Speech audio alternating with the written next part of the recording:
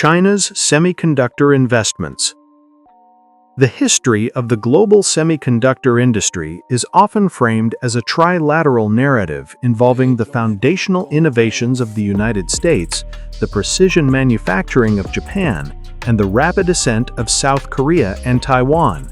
However, largely obscured from the mainstream Western industrial narrative until recent years is the tumultuous, centralized, and capital-intensive journey of the People's Republic of China, PRC.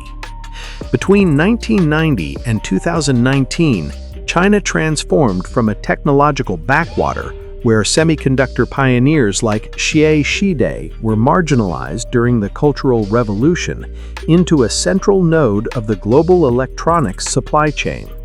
This period, which we designate as the catch-up era, represents one of the most ambitious state-directed industrial experiments in modern economic history. The genesis of this era lies in a profound sense of vulnerability. While China had established a nascent electronics capability in the 1960s, Lin Lanying successfully produced the country's first silicon single crystal rod during this period. The political upheavals of the Cultural Revolution severed the nation's academic and industrial arteries. By the late 1970s, as the reform and opening up policies began to thaw the economy, Chinese leadership confronted a stark reality. The gap between Chinese semiconductor capabilities and those of the United States and Japan had widened over a decade. The geopolitical catalyst for the catch-up era was the Gulf War of 1990 to 1991. Watching the United States dismantle the Iraqi military with precision-guided munitions and electronic warfare, the People's Liberation Army, PLA, and Beijing's central planners realized that semiconductors were no longer merely components for radios or televisions. They were the bedrock of national survival. This realization birthed a 30-year odyssey of policy evolution, moving from the rigid administrative command economy model of the 1990s through the open, tax-incentivized golden age of the 2000s to the aggressive, finance-driven capital era of the 2010s. This review provides an exhaustive, chronological reconstruction of this history. It synthesizes Chinese retrospective analyses, Korean industrial anxieties, and Western policy assessments to document how China attempted to close the Silicon gap, the specific mechanisms it employed, and the internal and external frictions that shaped its trajectory up to the eve of the 2019 trade war. The administrative era and the failure of the command model, 1990 to 1999. The 1990s in Chinese semiconductor policy were defined by the project mentality. Operating under the lingering structures of the planned economy, the state attempted to build a semiconductor industry through administrative fiat, designating specific national champions and allocating resources through bureaucratic channels. This era is characterized by high ambition, significant resource allocation, and ultimately a failure to reconcile the slow pace of bureaucracy with the frantic speed of Moore's Law. In August 1990, the Chinese government launched its first major concerted effort to modernize its chip manufacturing capabilities, Project 908. The name, derived from the date of its initiation, reflected the military-industrial naming conventions of the time. The objective was straightforward but formidable: to establish a domestic production line capable of manufacturing integrated circuits, ICs, at the roughly 0.8 to 1 micron level. While this technology was already trailing the global leading edge, where industry leaders were pushing towards sub-micron processes, it was deemed sufficient for China's immediate needs in consumer electronics and basic industrial applications. The centerpiece of Project 908 was Wuxi Huajing Electronics, a state-owned enterprise, SOE, located in Jiangsu province. The state allocated roughly 2 billion RMB, a staggering sum for the time, to import a complete production line from Lucent Technologies, AT&T. However, Project 908 is historically cited by Chinese industry experts and retrospective analyses as a textbook example of administrative failure. The core pathology of Project 908 was the administrative approval cycle. The project required consensus and sign-offs from multiple competing ministries, including the Ministry of Electronics Industry, the State Planning Commission, and local government bodies. Each entity had its own timeline and interests. As a result, the time elapsed from the initial proposal to the final approval, fund disbursement, and construction was nearly 7 years. In the semiconductor industry, where technology cycles turn over every 18 to 24 months, a 7-year delay is not merely an inconvenience, it is fatal. By the time the Wuxi Huajing production line officially went into operation in 1997, the 0.9 micron technology installed was largely obsolete.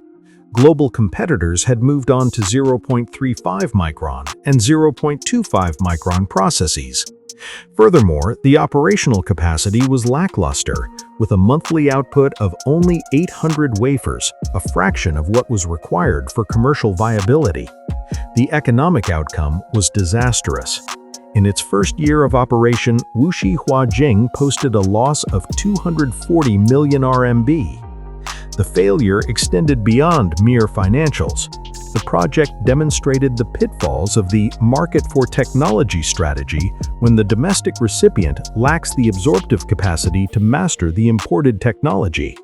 The transfer from AT&T Lucent did not result in sustainable indigenous innovation because Wuxi Huajing, operating as a traditional SOE, lacked the incentive structures to retain top engineering talent or the R&D capabilities to iterate on the imported processes. Without a commercially viable product, the facility was forced into a humiliating pivot. It leased its expensive, state-funded equipment to Taiwanese partners merely to mitigate losses. Eventually, the remnants of this ambitious project were absorbed by China Resources Microelectronics, or CR Micro, in 2002. Retrospective analysis from Chinese sources such as EE World often points to Project 908 as the moment Beijing realized that the administrative command approach was fundamentally incompatible with the high-velocity nature of the global semiconductor market. The rigid state planning apparatus could not move fast enough to catch a moving target. Stung by the embarrassment of Project 908, but undeterred in its strategic ambition, the Chinese leadership launched a successor initiative in 1995, Project 909. This initiative enjoyed significantly higher political patronage, often referred to as the #1 project of the electronics industry. The political will behind Project 909 was absolute.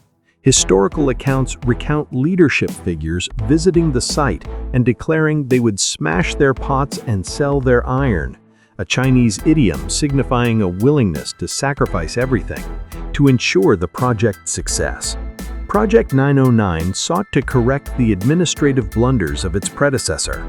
Planners recognized that simply buying equipment and handing it to a bureaucratically managed SOE was a recipe for failure. Instead, they sought a model that combined state capital with foreign operational expertise. The result was the establishment of Shanghai Huahong Microelectronics and the pursuit of a joint venture partner. After negotiations, China partnered with the Japanese semiconductor giant NEC. The resulting entity, Huahong NEC, was established in 1997 in Shanghai's Pudong district.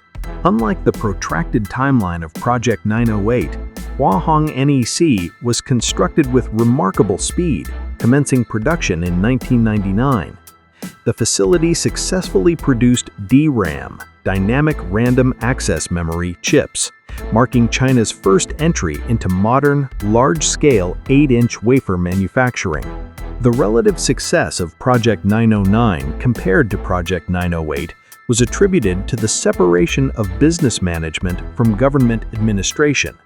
While the state provided the capital, roughly $1.2 billion, with $100 million in registration capital. The operational management was largely left to the joint venture's technical teams. This allowed for faster decision-making and better alignment with market standards. However, Project 909 was not without its strategic flaws. By entering the DRAM market, Huahong NEC exposed itself to the notorious cyclicality of the global memory sector.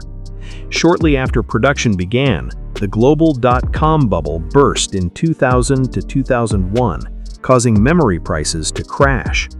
Huahong NEC faced severe financial pressure immediately upon opening. More critically, the project highlighted a lingering strategic dilemma, the foundry trap. While Huahong NEC could manufacture chips, it was essentially operating as a foundry for NEC's designs. China still lacked the indigenous capability to design and iterate on the technology. The intellectual property resided with the Japanese partner, and the core technology transfer remained limited to manufacturing processes rather than design architecture. Despite these mixed results, the 1990s concluded with a vital realization in Beijing. State-owned enterprises, burdened by non-market objectives and rigid hierarchies, were ill-equipped to compete with the agility of Silicon Valley startups or the efficiency of the emerging Taiwanese foundries. A new model was required, one that utilized state support to create a favorable environment, but empowered distinct corporate entities and attracted overseas talent. The Golden Age of Integration and Tax Incentives, 2000 to 2009. The turn of the millennium marked a radical shift in China's strategy. With accession to the World Trade Organization (WTO) officially occurring in 2001, China sought to integrate itself into the global electronics supply chain. The catch-up strategy moved away from purely state-directed projects toward creating a broad-based, favorable investment environment. This era was defined by the aggressive use of tax policy to attract capital and the rise of the reverse brain drain, the return of overseas Chinese talent to build the industry. In June 2000, the State Council issued Circular 18, formally titled Some Policies for Encouraging the Development of Software and Integrated Circuit Industry. This watershed policy document defined the first half of the decade. Document number 18 moved beyond project-specific funding to create broad-based systemic incentives. It designated the semiconductor industry as a strategic pillar and offered a menu of tax benefits that were unprecedented in their generosity and, as it turned out, their controversy. The most impactful provision of document number 18 was the value-added tax rebate policy. At the time, China imposed a standard 17% VAT on sales of semiconductors.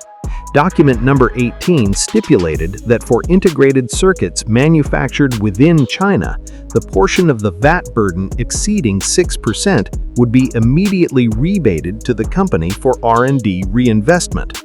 For chip design companies, the incentives were even stronger.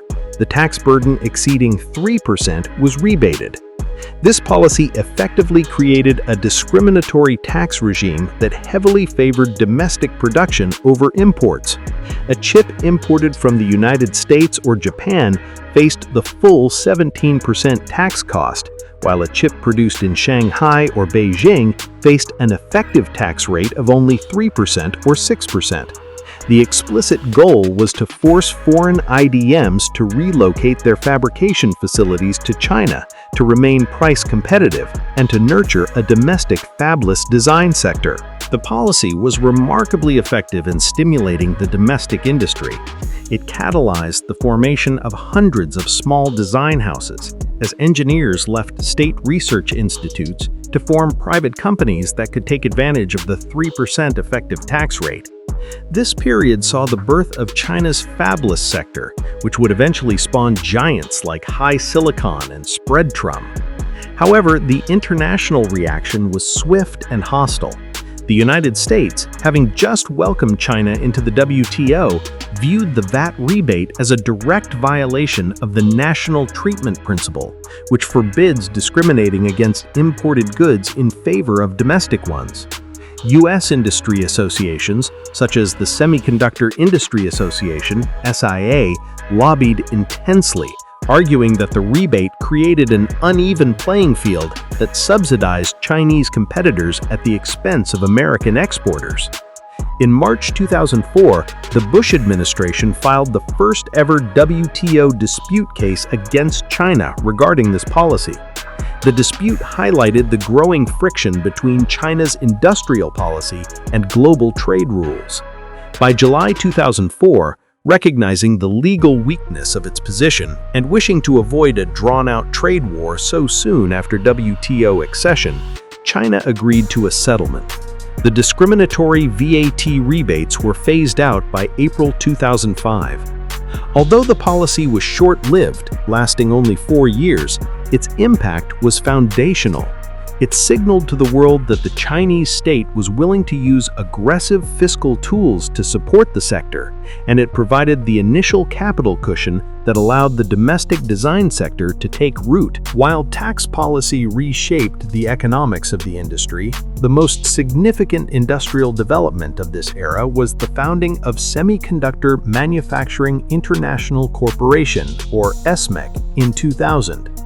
SMIC represented a new species of Chinese company, incorporated in the Cayman Islands, headquartered in Shanghai, and founded not by a party bureaucrat, but by Richard Chang, or Zhang Rujing, a Taiwanese-American veteran of Texas Instruments. Richard Chang's role is pivotal to understanding this era. Often referred to in Chinese media as the godfather of the Chinese foundry industry, Chang brought with him a team of hundreds of engineers, many of whom were Taiwanese or Chinese Americans returning from the U.S. This reverse brain drain was critical because China lacked the mid-level engineering talent required to run a modern fab. To attract and retain this talent, Chang built an entire ecosystem around the SMIC factory in Shanghai's Jiangjiang High-Tech Park, creating a self-contained community that included the SMIC private school for employees' children and high-quality living quarters. Uniquely, the corporate culture at SMIC in its early years was heavily influenced by Chang's devout Christian faith. Anecdotal evidence from the period describes an environment where hundreds of employees attended services at a Thanksgiving church built near the factory, a rare anomaly in a state officially committed to atheism. This cultural distinctiveness helped bond the diverse workforce of expatriates and locals, creating a sense of mission that transcended mere commercial employment. However, it also underscored the tension between the company's international identity, funded by Goldman Sachs and other global investors, and its state-backed mission to champion China's chip industry. SMIC pursued a strategy of aggressive expansion, utilizing the capital raised from international markets and Chinese state banks to build capacity in Shanghai, Beijing, and Tianjin simultaneously.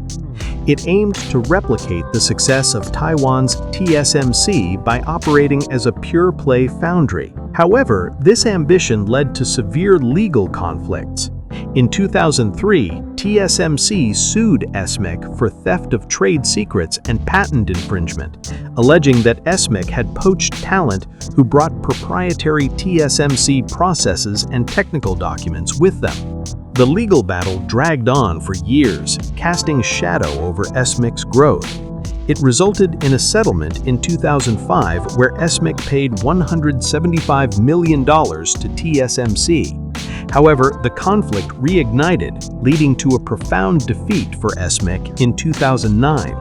A California court ruled against SMIC, forcing a new settlement that included a $200 million payment and a transfer of equity that made TSMC a shareholder in SMIC. The defeat ultimately forced the resignation of Richard Chang in 2009. Despite these legal battles and the ultimate departure of its founder, SMIC successfully established China's first 8-inch and 12-inch wafer fabrication lines. It broke the country's absolute reliance on foreign foundries for logic chips, providing a domestic option for the growing legion of Chinese fabless design firms. While supporting domestic champions like SMIC, the 2000-2010 period also saw Beijing courting global giants under the market for technology thesis. The catalog for the guidance of foreign investment industries was revised repeatedly, notably in 2004 and 2007, to classify semiconductor manufacturing as an encouraged industry, granting foreign firms tax holidays and preferential land deals. Two major investments defined this push.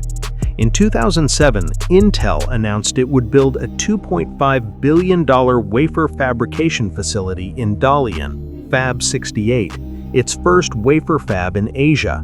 This was a diplomatic and industrial coup for China, signaling that the world's leading chipmaker viewed China as a manufacturing base, not just a market. However, the technology transfer was strictly controlled by U.S. export regulations and the Wassenaar Arrangement.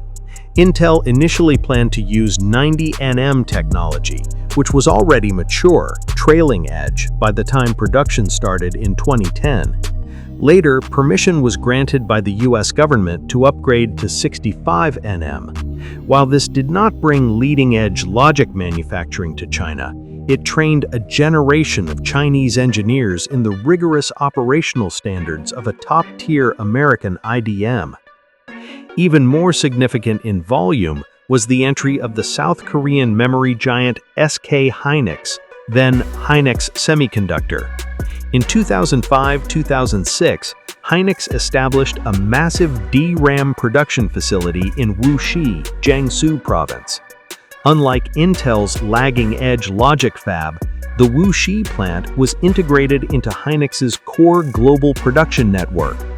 By the mid-2010s, the Wuxi fab was responsible for a staggering percentage of SK Hynix's total DRAM output. Estimates from the era placed it between 30 and 50% of the company's global capacity. For China, this cemented the Yangtze River Delta as a critical node in the global memory supply chain. For South Korea, it created a complex dependency that would later become a strategic vulnerability when geopolitical tensions rose in the late 2010s. The strategic drift and the limitations of incentives, 2010 to 2014. As the 2000s drew to a close, Chinese policymakers conducted a sober assessment of their progress. Despite the successes of SMIC and the explosive growth of the fabless sector, the gap between China's consumption of semiconductors and its domestic production was widening, not shrinking. China had become the factory of the world, assembling iPhones, laptops, and televisions, but it was importing the silicon brains of these devices. By 2010, China's semiconductor imports exceeded its oil imports in value, a statistic that became a rallying cry for industrial nationalists and security hawks in Beijing. The policy framework of the 2000s, tax breaks and passive subsidies, was deemed insufficient.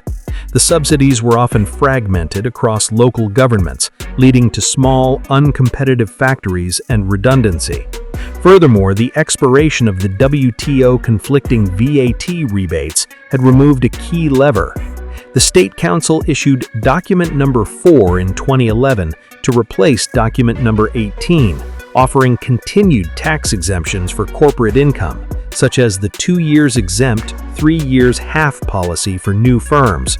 But it was clear that a more aggressive, capital-centric approach was needed. This period was characterized by a strategic drift. While the fabless sector continued to grow, with HiSilicon designing world-class chips for Huawei's networking gear and Spreadtrum capturing the low-end mobile market, manufacturing capabilities stagnated relative to the global frontier. The passive incentive model had failed to create a globally competitive domestic equipment supply chain. China remained almost entirely dependent on imported tools from ASML, AMAT, and Tokyo Electron. The Capital Era and the Big Fund, 2014 to 2019. The year 2014 marked the beginning of the modern era of Chinese semiconductor policy. Recognizing that fragmented subsidies were ineffective and that tax breaks alone could not fund the massive capital expenditures required for modern fabrication, the central government decided to utilize the mechanisms of financial capitalism to drive industrial development. This shift moved away from government grants to government guidance funds, state-backed equity investment vehicles that operated with a veneer of market discipline but were directed by strategic state goals. In June 2014, the State Council published the National Integrated Circuit Industry Development Guidelines. This document set explicit, ambitious targets to reach world-leading levels in key segments of the semiconductor supply chain by 2030. Crucially, it called for the establishment of a national investment fund to solve the financing bottlenecks that plagued the capital-intensive chip industry. In September 2014, the China Integrated Circuit Industry Investment Fund, colloquially known as the Big Fund or DA-Jijin, was incorporated. The fund's structure was designed to mobilize capital from large state-owned entities. The Ministry of Finance held 36.74%, China Development Bank Capital held 22.29%, and other shareholders included cash-rich state monopolies like China Tobacco and China Mobile. Phase 1 of the Big Fund raised approximately 138.7 billion RMB, roughly 21.8 billion USD. Unlike previous subsidy programs where money was given as grants, the Big Fund took equity stakes in companies, theoretically demanding a return on investment. This market-oriented approach was intended to impose discipline on recipients and reduce the waste associated with pure handouts. The breakdown of Phase 1 investments reveals the strategic priorities of the time. Approximately 67% of the capital was allocated to wafer fabrication or manufacturing, aiming to expand capacity and reduce the import gap. Major recipients included SMIC and Huahong Grace, which received billions to build new production lines. About 17% went to the design sector, supporting champions like Unisoc, formed from the merger of Spreadtrum and RDA Microelectronics under Tsinghua Unigroup. Another 10% supported packaging and testing, notably funding JCET's acquisition of Singapore's Stats Chip Pack. This acquisition was a pivotal moment as it instantly propelled a Chinese firm into the top tier of global OSAT, outsourced semiconductor assembly and test providers, giving it access to advanced packaging technologies that were otherwise out of reach. The remaining 6% was allocated to equipment and materials, a smaller but critical allocation to companies like AMAC for etching tools and Naura for deposition, attempting to break the foreign monopoly on tools. The Big Fund acted as a force multiplier.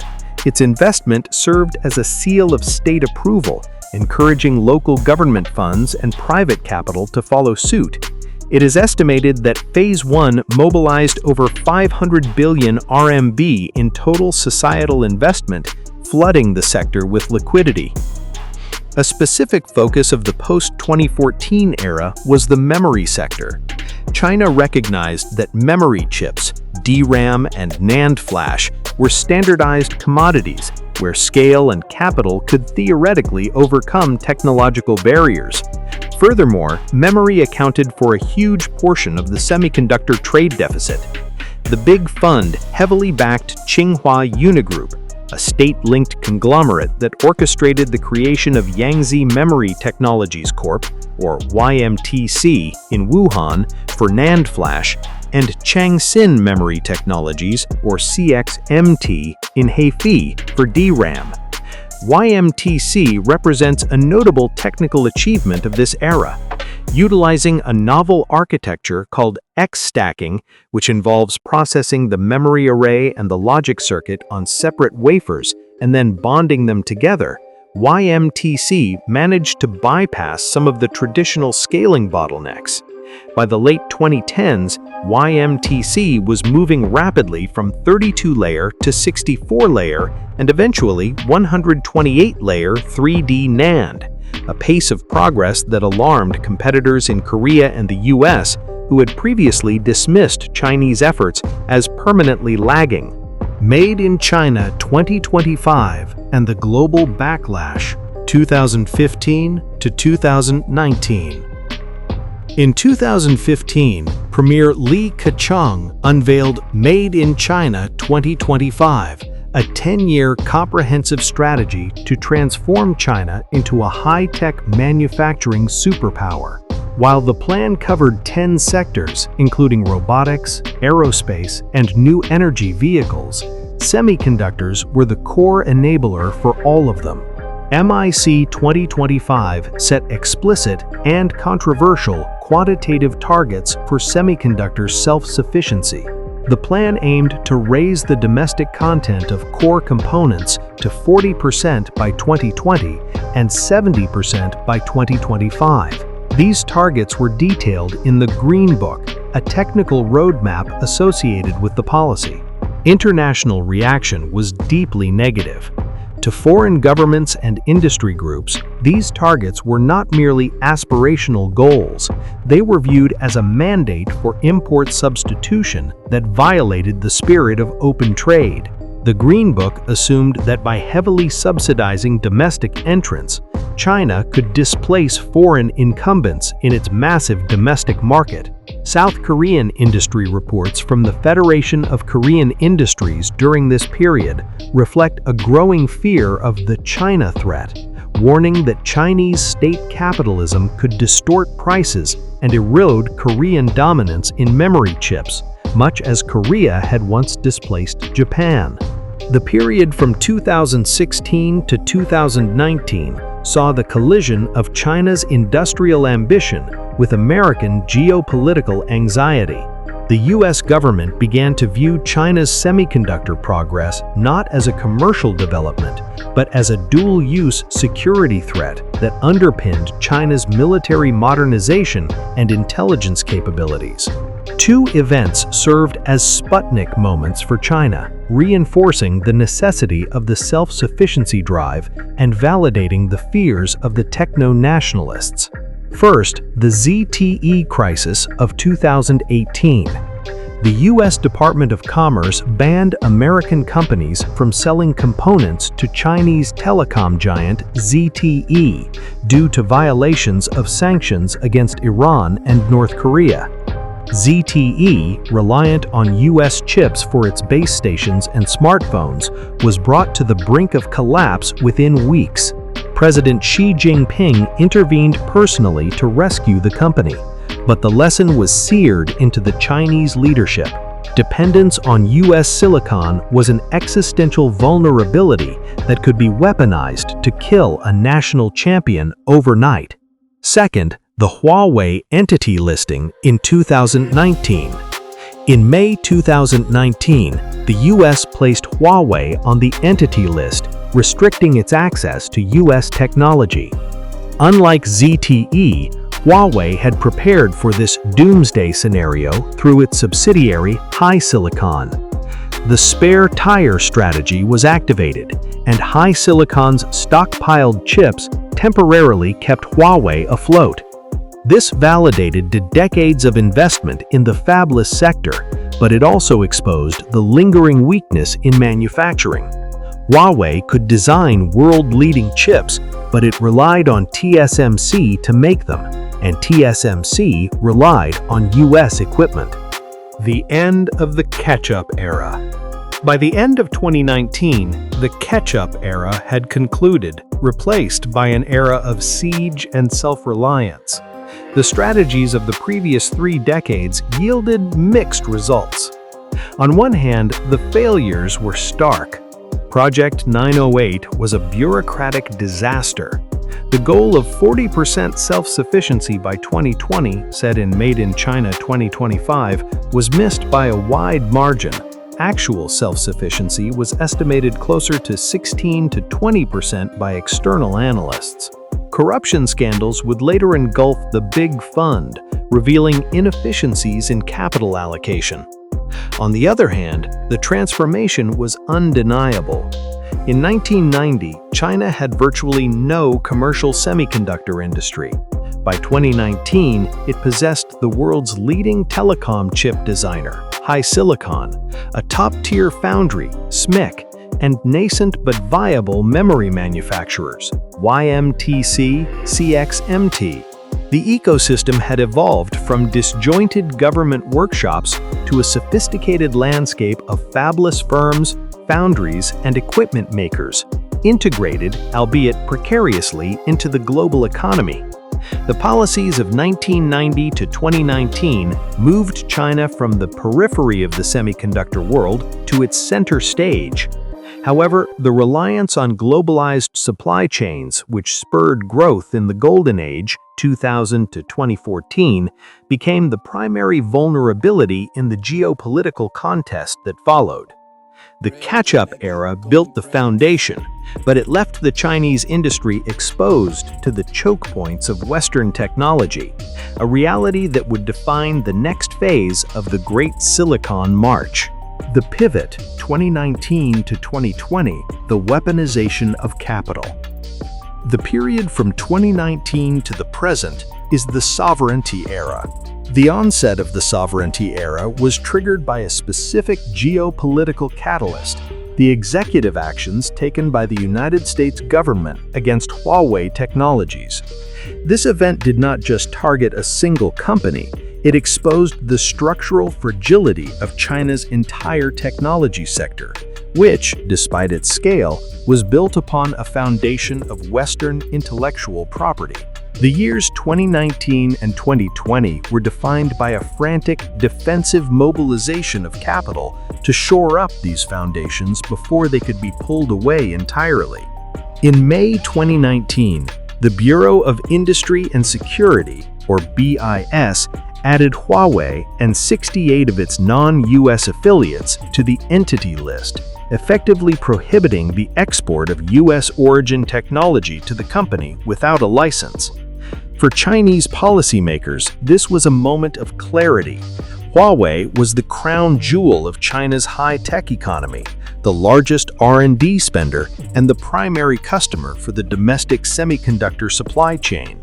Its designation on the Entity List signaled that no commercial entity, regardless of its size or global integration, was safe from extraterritorial jurisdiction. In the immediate response was the emergence of a shadow investment arm that would operate in parallel with state funds, Hubble Technology Investment Co. Limited. Incorporated by Huawei in April 2019, mere weeks before the sanctions officially took effect, Hubble represented a novel development in Chinese industrial policy, the privatization of national strategic investment. Unlike the Big Fund, which operated with the bureaucratic weight of a state-owned enterprise and a mandate to support the broad industry, Hubble was agile, mission-driven, and solely focused on ensuring Huawei's survival. Hubble's investment thesis in 2019 and 2020 was a direct reflection of Huawei's supply chain vulnerabilities. It did not invest in random startups, it surgically injected capital into companies that could replace specific US components that were now restricted. Analysis of Hubble's early portfolio reveals a heavy concentration on optoelectronics, analog chips, and materials, sectors previously dominated by US firms like Skyworks, Qvor, and IVII. To illustrate, Hubble invested in Beijing RS Laser Optoelectronics Technology Co. Limited, a specialist in excimer laser light sources. This investment was not a standard venture capital play for financial return. It was a strategic hedge against the potential loss of access to Western lithography light sources, a critical subcomponent for chip manufacturing.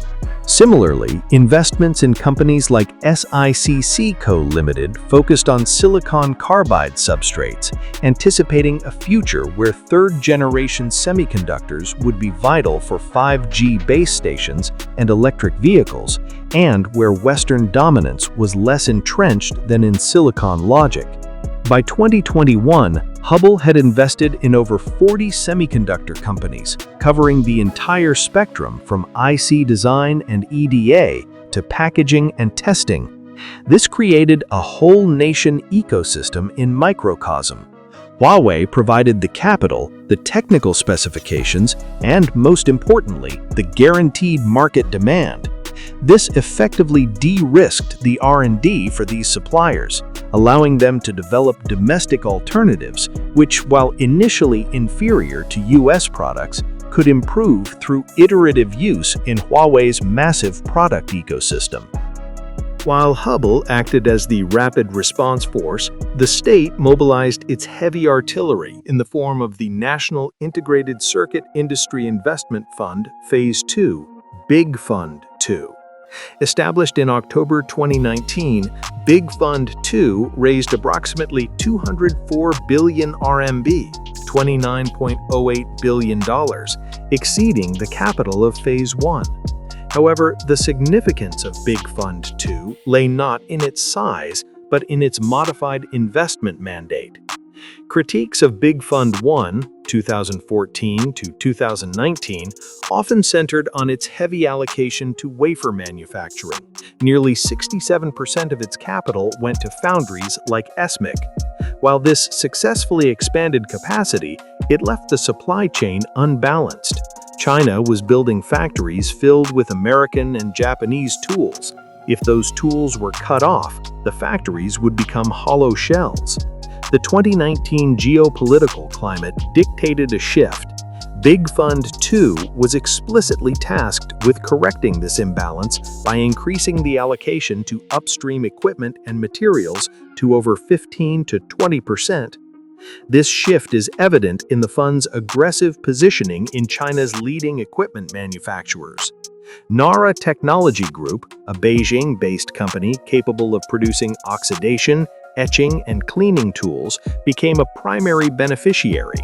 With Big Fund 2's backing, Nara accelerated its R&D into 28nm and 14nm compatible equipment, positioning itself as the applied materials of China, a diversified supplier capable of filling multiple gaps in the fab line.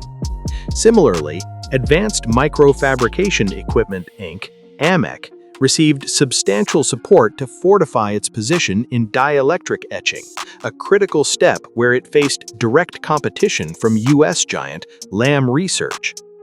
The materials sector, previously neglected due to the low margins and high technical barriers dominated by Japanese firms, also saw an influx of state capital. Big Fund 2 invested in companies like Confung Materials International, KFMI, for high-purity sputtering targets and various silicon wafer manufacturers. The logic was strategic resilience. A foundry cannot operate without photoresists, specialized gases, and targets. By domesticating these inputs, Big Fund 2 aimed to insulate Chinese fabs from the weaponized interdependence of the global chemical supply chain.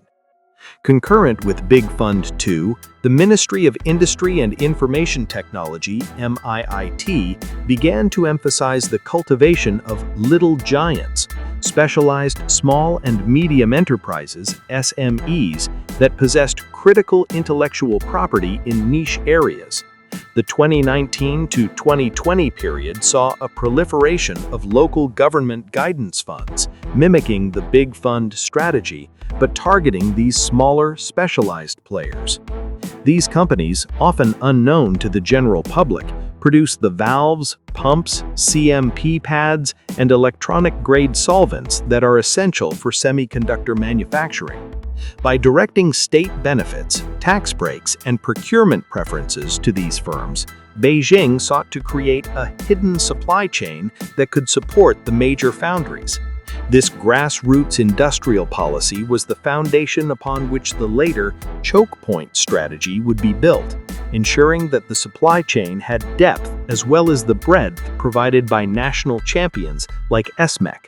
Chokepoint strategy, 2021 through 2023, countering containment. If the 2019-20 period was characterized by defensive mobilization, the years 2021 through 2023 were defined by trench warfare against specific technological blockades. The United States, recognizing that entity listings alone were insufficient to halt China's technological advance, began to construct a comprehensive export control regime targeting the specific choke points of semiconductor manufacturing, advanced lithography, and electronic design automation, or EDA, software.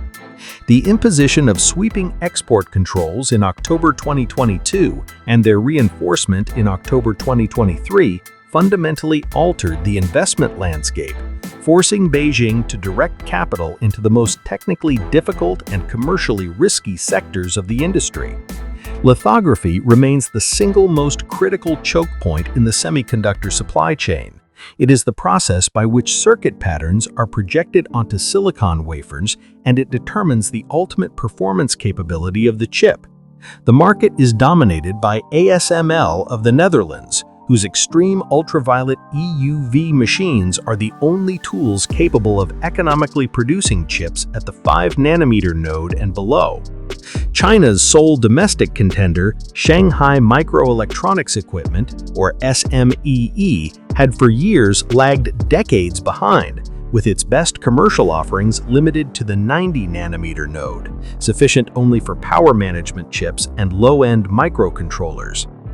From 2021 to 2023, the Chinese state directed immense financial and political capital into SMEE to break the 28-nanometer barrier. The 28-nanometer node is widely considered the sweet spot for the semiconductor industry. It is the most advanced, mature node, offering a balance of performance and cost that makes it ideal for the vast majority of automotive, industrial, and consumer electronics applications. Achieving 28-nanometer capability would not allow China to compete with the latest iPhone, but it would ensure the survival of its industrial economy. The investment narrative surrounding SMEE during this period is one of extreme opacity and intense pressure. While Western media focused on the impossibility of China replicating EUV, Chinese state capital focused on the attainable DUV immersion technology. The development of the SSA/800 series lithography machine became a national priority project, often referred to in state media with a mix of secrecy and anticipation. Recent market intelligence confirms that this investment has begun to bear fruit, albeit with caveats. In late 2025, reports emerged of a contract award by the Ministry of Science and Technology for a step-and-scan lithography system produced by SMEE, valued at approximately 110 million RMB. The machine, identified by the model number SSC800/10, utilizes a 248-nanometer KrF light source with a resolution of 110 nanometers. While this native resolution does not immediately suggest 28-nanometer capability, the utilization of multi-patterning techniques, where the wafer is exposed multiple times to create finer features, allows this class of machine to support 28-nanometer production processes. This achievement was not an isolated triumph of engineering, but the result of a coordinated capital injection into the entire optical supply chain. Big Fund 2 and Hubble Investment poured money into the subcomponents of lithography, light sources, optical lenses, and dual workpiece stages. For example, the investment in RS Laser was critical to ensuring a domestic supply of the excimer lasers required for these DUV systems. This whole chain investment approach differs significantly from Western venture capital, which typically funds a system integrator. China funded the integrator, SMEE, and then systematically funded every supplier required to build the machine, effectively creating a vertical monopoly backed by the state to bypass the embargo on foreign components. Despite these advances, the lithography gap remains the most significant vulnerability. The reliance on DUV multi-patterning to achieve 28nm or even 7nm features comes at a massive cost in efficiency and yield. It is estimated that using DUV tools to produce 7nm chips costs 40 to 50% more than using EUV tools, due to the complexity of the process and the higher defect rates. However, in the sovereignty era, economic efficiency is secondary to strategic capability. The state is willing to subsidize these inefficiencies to ensure that production can continue without ASML. Parallel to the hardware battle in lithography was the struggle for the software brains of chip design. Electronic Design Automation, EDA, software is the suite of tools used by engineers to design integrated circuits. The global market is an oligopoly dominated by 3 US-based firms: Synopsys, Cadence, and Mentor Graphics, owned by Siemens but operating with US roots. In August 2022, the U.S. Department of Commerce announced new export controls on EDA software specifically designed for gate-all-around transistor structures, targeting the 3nm node and below. This signaled a clear intent to cut off China's design capabilities at the cutting edge. Beijing anticipated this soft decoupling and accelerated the capitalization of Emperine Technology, the designated national champion for EDA. Founded in 2009, Emperine had long been a niche player, but from 2021 onwards, it became the focal point of the state's software strategy. The investment strategy here involved a two-pronged approach: direct state injection and public market capitalization. In July 2022, Emperine completed its initial public offering on the Shenzhen Stock Exchange, raising significant capital to expand its R&D into digital verification and full-flow design tools.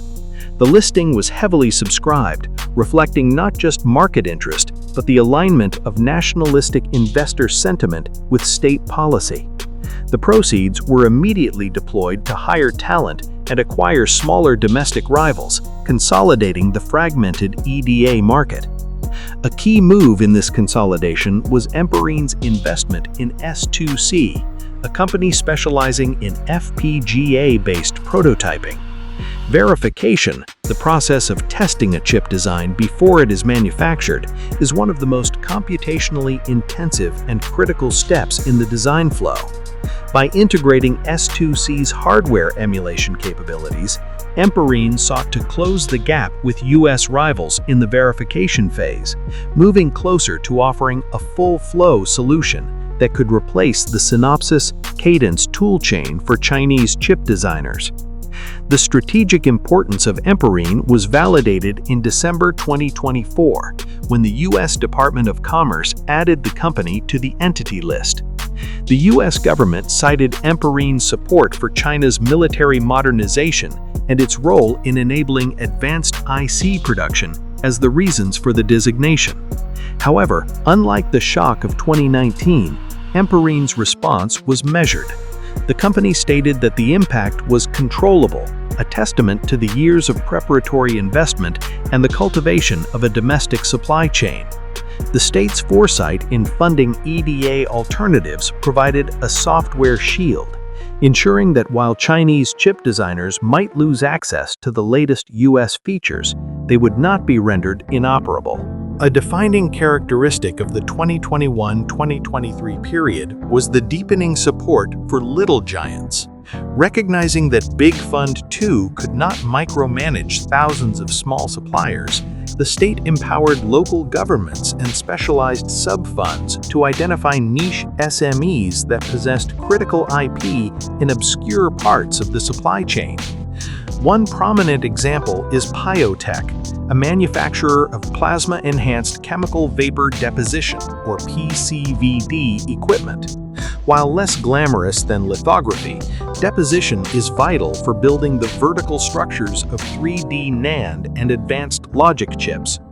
Big Fund 2 identified Piotech as a key target, providing the capital necessary to scale production and gain qualification at major foundries like Yangtze Memory Technologies Corp., or YMTC. This investment allowed Piotech to replace tools from US-based Lam Research, securing a critical link in the memory supply chain. Similarly, investments flowed into the specialty gas sector. Gases like nitrogen trifluoride and high-purity ammonia are essential for etching and cleaning wafers.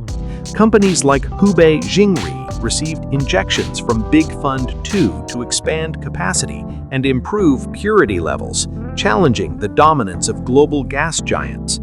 These investments were often smaller in absolute dollar terms compared to fab construction, but offered a high strategic return on investment by removing specific vulnerabilities that could be used to hold the industry hostage. Big Fund 3 and the Whole Nation System, 2024 present, the counteroffensive.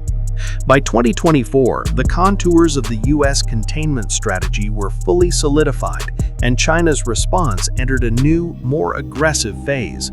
The defensive posturing of the previous years gave way to a calculated counteroffensive. The establishment of the National Integrated Circuit Industry Investment Fund Phase 3, Big Fund 3, in May 2024 marked this transition. With a registered capital of 344 billion RMB, approximately $47.5 billion, Big Fund 3 is significantly larger than its predecessors, but its true significance lies in its structure and its strategic targets. Big Fund 3 represents a maturation of the state capitalist model. Unlike Phase 1 and 2, which relied heavily on the Ministry of Finance and corporate entities, Phase 3 sees the direct and massive involvement of China's largest state-owned commercial banks, the Industrial and Commercial Bank of China, ICBC, China Construction Bank, CCB, Agricultural Bank of China, and Bank of China. Each hold a significant stake in the fund, aligning the massive liquidity of the Chinese banking system with the hardware requirements of the technology sector. This structural change signals that semiconductor independence is no longer treated solely as an industrial policy expense, but as a systemic financial imperative.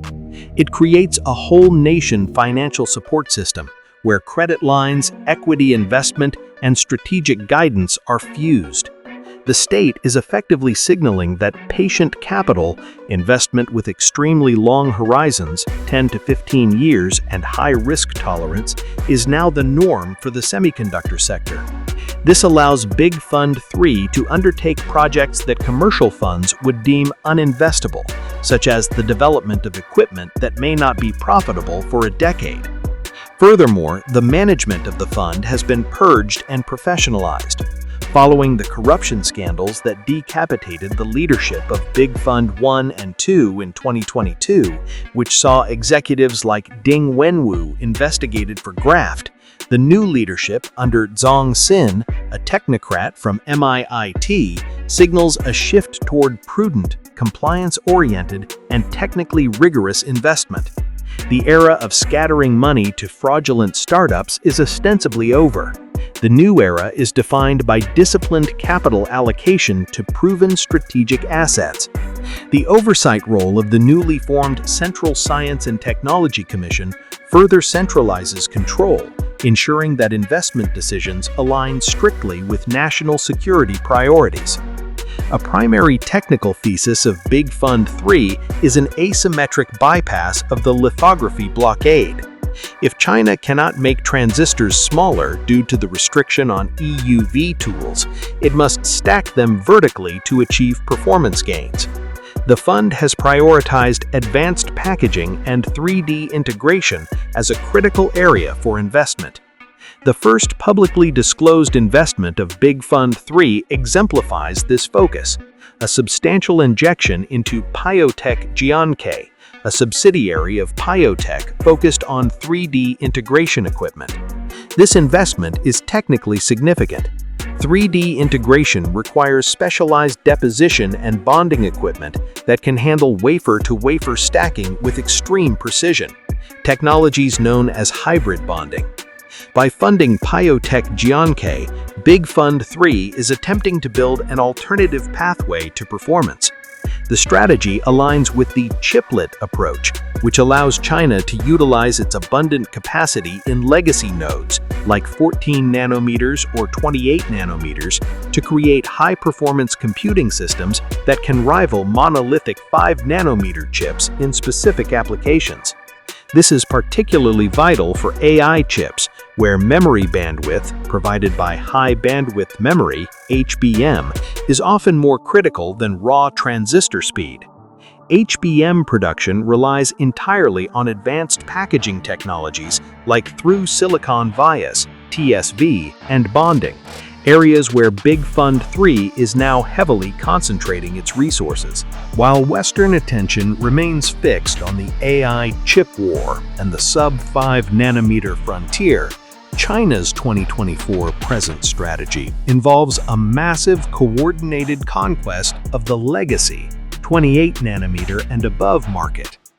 Big Fund 3 is heavily allocating capital to expand capacity for these foundational chips which power the global industrial economy, automobiles, medical devices, IoT, and power grids. This strategy is the weaponization of dual circulation. By heavily subsidizing the production of legacy chips, China aims to drive down global prices, potentially making Western fabs commercially unviable in these segments. Once China controls a dominant share of global legacy capacity, projections suggest a target of 30 to 40% by 2027, it gains a coercive lever over the global economy comparable to OPEC's control over oil. Simultaneously, the Delete A initiative has been formalized into policy. Directives issued in 2024 require Chinese telecom carriers, financial institutions, and critical infrastructure providers to phase out foreign processors by 2027. This provides a guaranteed domestic market for Chinese CPUs and GPUs, such as Huawei's Kunpeng and Ascend series. Big Fund 3 supports this by funding the manufacturing capacity required to meet this massive domestic substitution demand, insulating Chinese chip makers from international competition and creating a self-sustaining ecosystem. An emergent phenomenon in the 2024-2025 period is the dark matter supply chain, a network of fabs and suppliers that operate with high opacity to evade U.S. intelligence and sanctions. Huawei is the architect of this network. Reports indicate that SMIC, working in deep collaboration with Huawei, has established production lines capable of manufacturing 5 nanometer class chips using multi-patterning on DUV tools. This process, often referred to as N+3, is commercially inefficient due to low yields and high costs, estimated to be 50% more expensive than TSMC's EUV process. However, in the whole nation system, these commercial metrics are irrelevant. The state subsidizes the inefficiency because the strategic value of having a domestic 5 nanometer capability for AI accelerators like the Ascend 910C is priceless. Big Fund 3 implicitly supports this shadow network by funding the equipment makers that supply it, such as SiCarrier and the aforementioned Biotech. The distinction between commercial foundry and state strategic asset has blurred completely. These facilities operate outside of market economics, sustained by the whole nation system's unlimited capital, to ensure that national champions have access to advanced compute regardless of the cost per wafer. Regional implications. The view from the neighbors. The massive shifts in China's investment strategy have not gone unnoticed by its neighbors, who view the rise of the sovereignty era with a mixture of anxiety and strategic calculation. South Korea views China's progress with deep trepidation, particularly in the memory sector. The Korea Institute of Science and Technology Evaluation and Planning, K-STEP, has noted that China has already overtaken South Korea in certain foundational technologies and is rapidly closing the gap in memory, with YMTC and CXMT posing a direct threat to Samsung and SK Hynix. The fear in Seoul is that China's massive subsidies will do to the memory market what they did to the LCD panel market a decade ago: commoditize it, drive down prices, and force foreign competitors out of the market through sheer scale.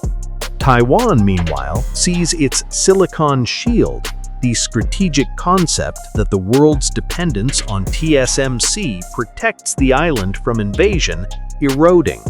As China indigenizes its supply chain, even at lower quality standards, the economic deterrence of a conflict decreases, while TSMC's monopoly on the cutting edge, 2nm and below, remains safe for now.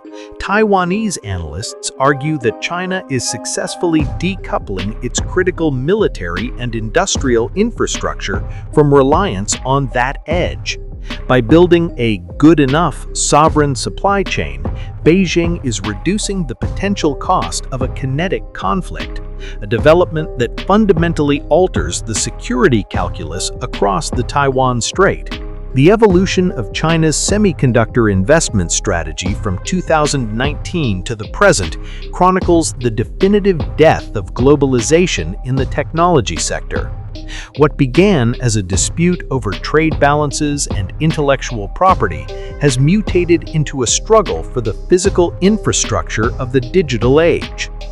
The pivot of 2019 to 2020 was a defensive reaction to the weaponization of interdependence, a scramble to secure the basics of survival.